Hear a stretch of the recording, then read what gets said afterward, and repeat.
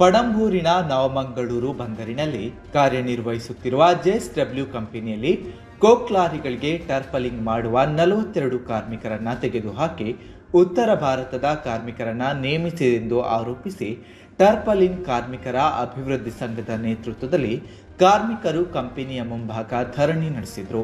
42 ಮಂದಿ ಕರ್ನಾಟಕದ ನೌಕರರನ್ನ ತೆಗೆದುಹಾಕಿ ಉತ್ತರ ಭಾರತದ ಸುಮಾರು 20 ನೌಕರರನ್ನ ಕೆಲಸಕ್ಕೆ ನೇಮಿಸಲಾಗಿದೆ.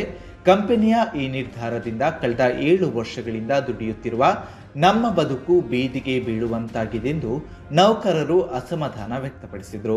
ಧರಣಿಯ ವೇಳೆ ಕಾರ್ಮಿಕರಿಬ್ಬರು ಪಿನಾಯಿಲ್ ಕುಡಿದು ಆತ್ಮಹತ್ಯೆಗೆ ಯತ್ನಿಸಿದ ಘಟನೆ ನಡೆದಿದೆ. ತಕ್ಷಣ ಉಳಿದ ಕಾರ್ಮಿಕರು ಮತ್ತು ಪಡಂಬೂರು ಪೊಲೀಸರು ಸಂಭಾವ್ಯ ಅನಾಹುತವನ್ನ ತಪ್ಪಿಸಿದರು. ಪಿನಾಯಿಲ್ ಕುಡಿದಿದ್ದ ಬಾಗಲಕೋಟೆ ನಿವಾಸಿ ಪ್ರಸ್ತುತ ಬೈಕಂಪಾಡಿಯಲ್ಲಿರುವ ನಿಂಗಪ್ಪ ಮಾದರ, ಗದಗ ಜಿಲ್ಲೆಯ ರೋಣ ತಾಲೂಕು ನಿವಾಸಿ ಸದ್ಯ ಬೈಕಂಪಾಡಿಯಲ್ಲಿರುವ ಕರಿಯಪ್ಪ ಚೆಲುವಾರ್ ಎಂಬವರನ್ನ ಸಮೀಪದ ಆಸ್ಪತ್ರೆಗೆ ದಾಖಲಿಸಿ ಪ್ರಥಮ ಚಿಕಿತ್ಸೆ ನೀಡಲಾಯಿತು. ಪ್ರತಿಭಟನೆಯ ವೇಳೆ ಜೆಎಸ್ಡಬ್ಲ್ಯೂ ಸಂಸ್ಥೆಯೊಂದಿಗೆ ಮಾತುಕತೆ ನಡೆಸಿದ ಟರ್ಪಲಿನ್ ಕಾರ್ಮಿಕರ ಅಭಿವೃದ್ಧಿ ಸಂಘದ ಮುಖಂಡರು ಅಧಿಕಾರಿಗಳನ್ನ ತರಾಟೆಗೆ ತೆಗೆದುಕೊಂಡು ಶೀಘ್ರ ಕರ್ನಾಟಕದ ಕಾರ್ಮಿಕರನ್ನ ಈ ಹಿಂದೆ ಕೆಲಸಕ್ಕೆ ತೆಗೆದುಕೊಳ್ಳಬೇಕು, ಇಲ್ಲವಾದರೆ ಮುಂದಿನ ದಿನಗಳಲ್ಲಿ ಉಗ್ರ ಹೋರಾಟವನ್ನ ಹಮ್ಮಿಕೊಳ್ಳಲಾಗುವುದು ಎಂದು ಎಚ್ಚರಿಕೆ ನೀಡಿದರು.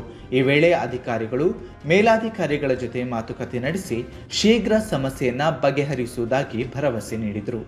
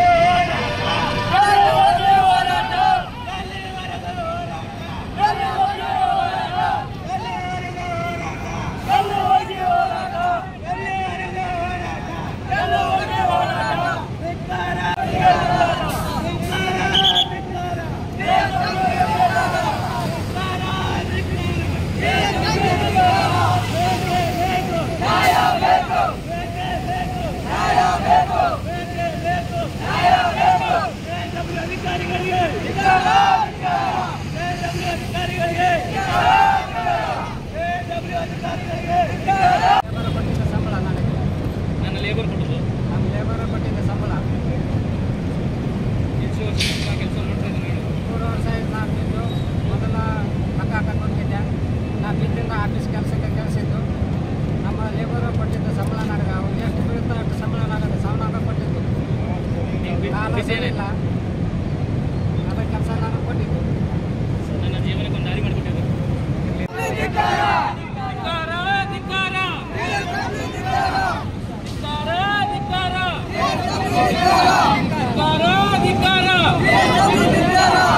ಬಡ ಕುಟುಂಬದ ಜನಕ್ಕೆ ಹೊರಗಾಕಿದ ಜೆಎಸ್ಡಬ್ಲ್ಯೂ ಕಂಪನಿಗೆ